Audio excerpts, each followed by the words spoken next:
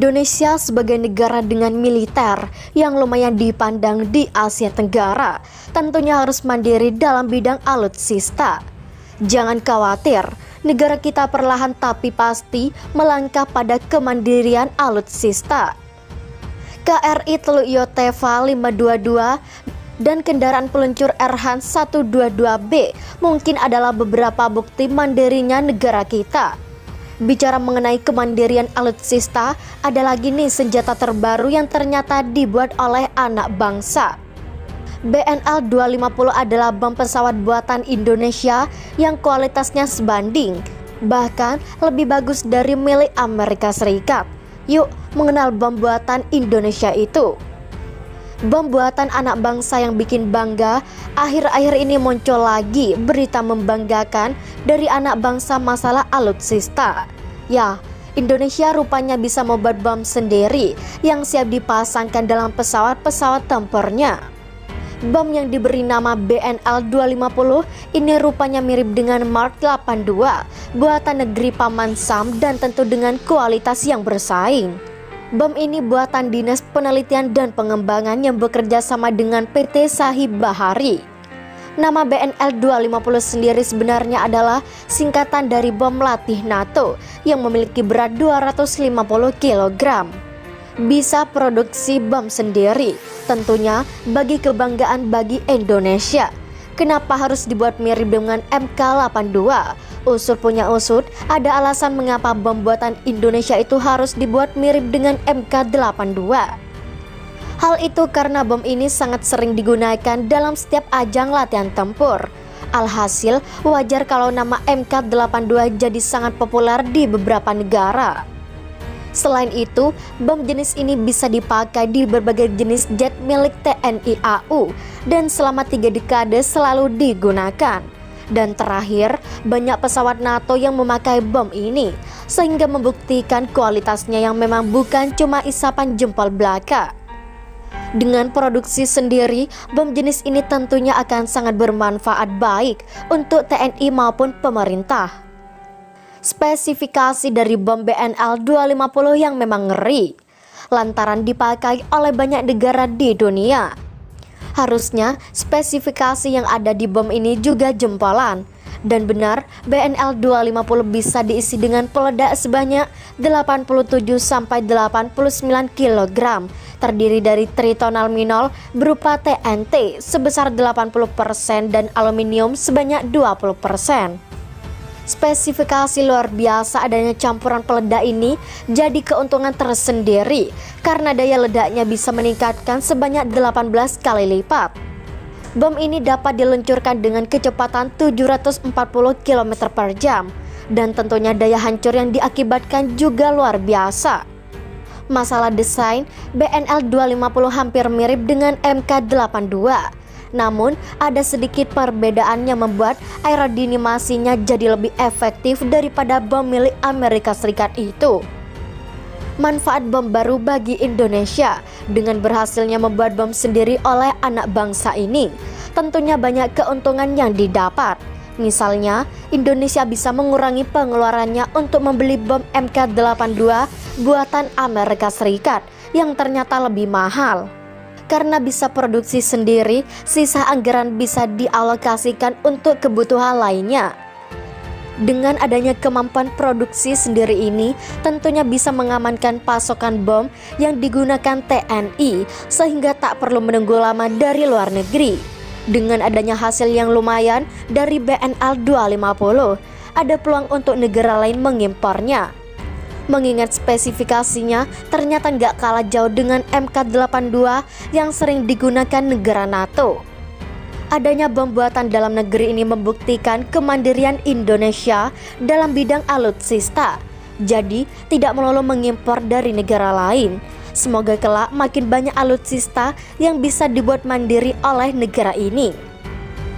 Presiden Amerika Serikat Joe Biden menyinggung proyeksi Jakarta akan tenggelam 10 tahun lagi serta menyebut ibu kota Indonesia itu harus pindah jika tak ingin terendam air. PKB menilai pernyataan Joe Biden selara dengan rencana Jokowi membangun ibu kota negara baru di Kalimantan. Prediksi Amerika mengenai kemungkinan Jakarta tenggelam akibat perubahan iklim sebenarnya bukan hal baru. Lebih dari 10 tahun lalu, beberapa ilmuwan dan pegiat lingkungan hidup Indonesia dan dunia sudah mengingatkan ancaman Jakarta akan tenggelam akibat pembangunan dunia yang merusak lingkungan hidup. Kata Sekretaris Gerakan Sosial dan Kebencanaan DPP PKB, Lukman Hakim kepada wartawan. Pernyataan Joe Biden itu selaras dengan rencana Presiden Joko Widodo untuk membangun ibu kota negara baru di Kalimantan Timur, imbuhnya. Wakil Ketua Komisi 2 DPR RI menjelaskan bahwa di dalam Ploknas 2021, DPR dan Presiden Jokowi sepakat untuk membahas RUU IKN. Jika surat Presiden dan draft RUU IKN sudah disampaikan, DPR akan menindaklanjuti dengan pembahasan yang melibatkan partisipasi publik secara luas. Untuk persiapan pembangunan fisik IKN, tentu saat ini bukan prioritas, mengingat kita sedang menghadapi bencana nasional COVID-19. Anggaran dan energi negara ini harus dikonsentrasikan untuk mengatasi pandemi COVID-19 dengan semua dampaknya, ujarnya. Sehingga, kata Lukman, DPR sangat siap membahas RUU IKN sebagai landasan yuridis rencana pemindahan IKN. Namun, kini bola rencana pemindahan ibu kota negara baru berada di tangan Presiden Jokowi. DPR menunggu bola dari Presiden, tetapi untuk pelaksanaan pembangunan konstruksi fisik IKN harus ditunda sampai bencana nasional COVID-19 berlalu, imbuhnya. Joe Biden bicara proyeksi Jakarta tenggelam. Pernyataan soal Indonesia itu disampaikan Biden saat mengunjungi kantor Direktur Intelijen Nasional. Joe Biden mengatakan kini permukaan air laut terus meningkat. Dia mengungkapkan kedepannya akan banyak orang bermigrasi dan memperebutkan tanah yang subur. Biden mencontohkan Afrika Utara. Biden kemudian menyinggung Indonesia. Menurutnya, jika apa yang diproyeksikan benar, maka dalam 10 tahun ke depan Indonesia harus memindahkan ibu kota karena akan tenggelam. Tapi apa yang terjadi? Apa yang terjadi di Indonesia jika proyeksinya benar bahwa dalam 10 tahun ke depan mereka mungkin harus memindahkan ibu kotanya karena mereka akan berada di bawah air, kata dia. Itu penting, ini adalah pertanyaan strategis sekaligus pertanyaan lingkungan, imbuh Biden.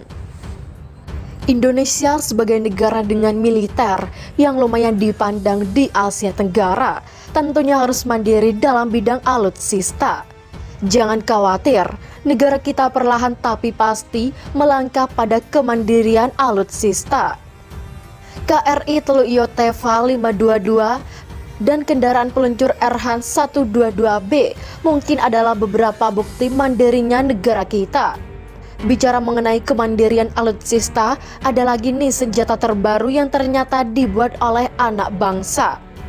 BNL 250 adalah bom pesawat buatan Indonesia yang kualitasnya sebanding, bahkan lebih bagus dari milik Amerika Serikat.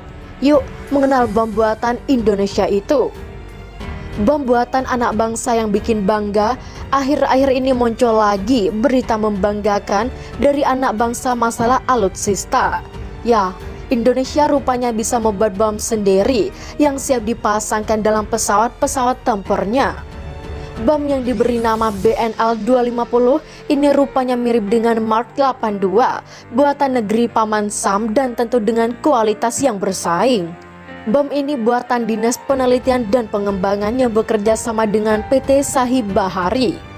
Nama BNL 250 sendiri sebenarnya adalah singkatan dari bom latih NATO yang memiliki berat 250 kg. Bisa produksi bom sendiri, tentunya bagi kebanggaan bagi Indonesia. Kenapa harus dibuat mirip dengan MK82? Usut punya usut, ada alasan mengapa bom buatan Indonesia itu harus dibuat mirip dengan MK82. Hal itu karena bom ini sangat sering digunakan dalam setiap ajang latihan tempur. Alhasil, wajar kalau nama MK82 jadi sangat populer di beberapa negara. Selain itu, bom jenis ini bisa dipakai di berbagai jenis jet milik TNI AU dan selama 3 dekade selalu digunakan. Dan terakhir, banyak pesawat NATO yang memakai bom ini, sehingga membuktikan kualitasnya yang memang bukan cuma isapan jempol belaka. Dengan produksi sendiri, bom jenis ini tentunya akan sangat bermanfaat baik untuk TNI maupun pemerintah. Spesifikasi dari bom BNL 250 yang memang ngeri, lantaran dipakai oleh banyak negara di dunia.